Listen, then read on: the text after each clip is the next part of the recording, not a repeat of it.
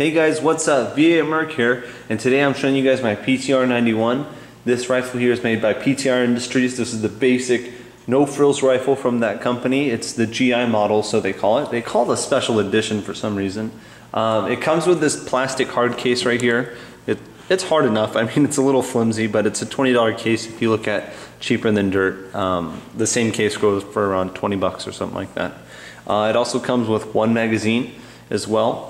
And to just basically go over the rifle, well, before I do that, I wanted to let you know that I'm going to have future videos on this rifle as well that break down certain aspects of it. So if you check the description below, there will be other videos down there with appropriate titles, and you can check out the videos you want. So please check out the description for any other videos or any other information you want as well. Just to kind of go over it, it's a fully parkerized finish. The receiver's parkerized, the cocking tube's parkerized, barrel's parkerized, flash hider and the front sight are all parkerized. The only thing that wasn't parkerized when I got it was the lower receiver here, which is polymer. And this is originally what it came with. And you can see I replaced mine here with a steel receiver that's parkerized as well. That's one thing I recommend if you're going to go with this rifle. And the problem with this polymer one is the grip and feel on this rifle is not that great. I mean, the grip and feel on the receiver is not that great. It's skinny and it just doesn't fit my hand that well. This grip is much better, and these are interchangeable as well.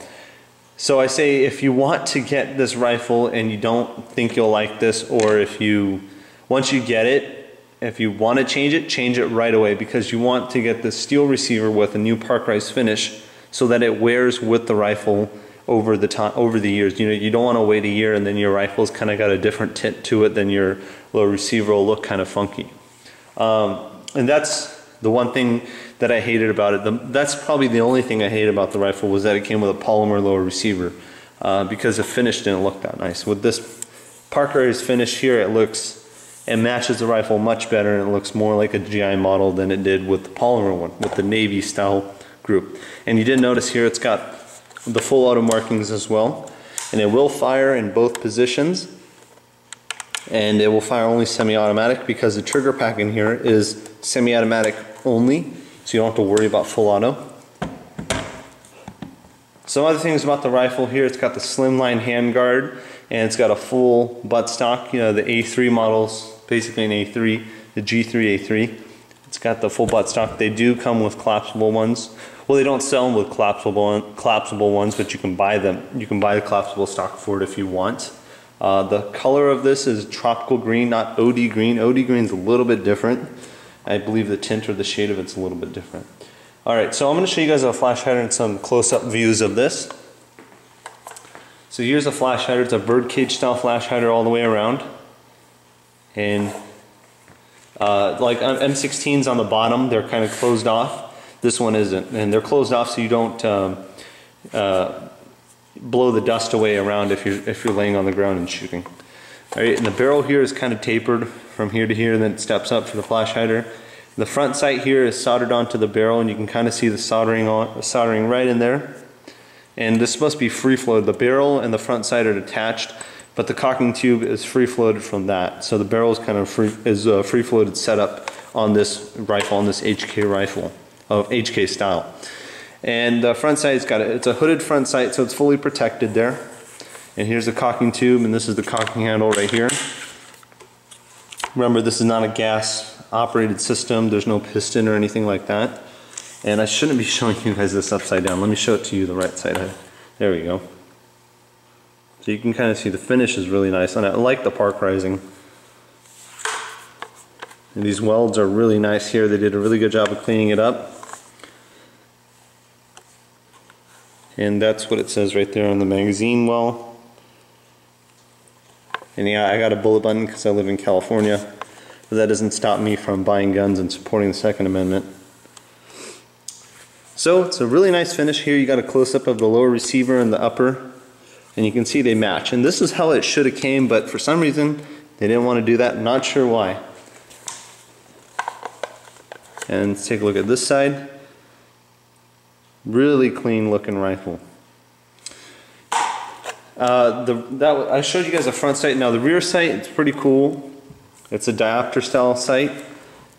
It's got a notch in the back. for number 1, and then there's, you notice here there's a 2, there's a 3 on the front, and a 4. Let's see. And there's a 4 right there for 400 yards. So the 1, 2, 3, and 4 mean 100, 200, 300, and 400 yards. And so to switch to 200 yards, all you have to do is rotate this drum. It's got knurling right here for traction, and you just twist it like that. It's got positive clicks, and it doesn't easily turn, so you can't, you can't accidentally turn it or anything like that. And it goes up to 300, 400 yards, and you can turn it right over to 1 again. And that's your elevation adjustment. Your windage adjustment can be done right here by loosening the screw. So it's got all those adjustments. Out of the box, this rifle is very accurate. At 50 yards or so, I can pop paint cans, no problem. Offhand, standing or kneeling, I can do that. So it's pretty accurate out of the box. So they did a good job of sighting it in. And they test fire it with 1 case, or not 1 case, but 1 round of ammo. They don't send you out the case. Some companies do, some don't. They don't. Overall, I love the rifle. The only gripe I had about it was just the receiver. Everything else about the rifle is really nice.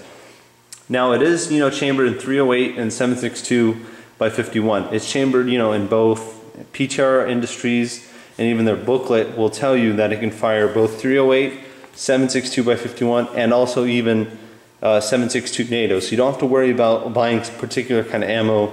You can get all 3 marked ammunition, and it should fire through this. This one has less flutes in the chamber, so it can fire even the Wolf or Russian steel cased ammunition, no problem. That's why they kind of made this rifle the way it is, the GI1. It will eat up all kinds of ammo, and you don't have to worry, or you don't have to be particular about the ammo you buy.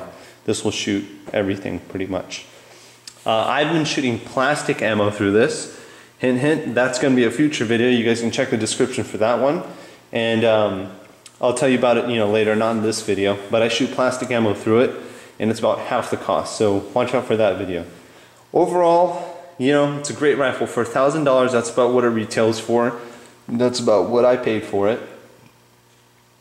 It's not bad. I mean, now that I look back at it, when you get the first week you get a gun, you're like, oh, you love it. You fall in love with it, and you just think it's the best gun in the world. That's why I waited a month to do the video. The only thing I think is it's not worth the full $1,000. I think it could be worth a little bit more, around $800, a little bit less than $900 or so, but it's not that bad. I think it should be worth a little bit less than what it sold for, but that's just my opinion. If you guys have any comments or questions or anything like that, please leave them in the comments below. I do read them all, and I do answer all the questions. And some other future videos that will be coming up are, the disassembly video as well, and I'm going to make a video specifically on the receiver and how it fits and why some lower receivers won't work.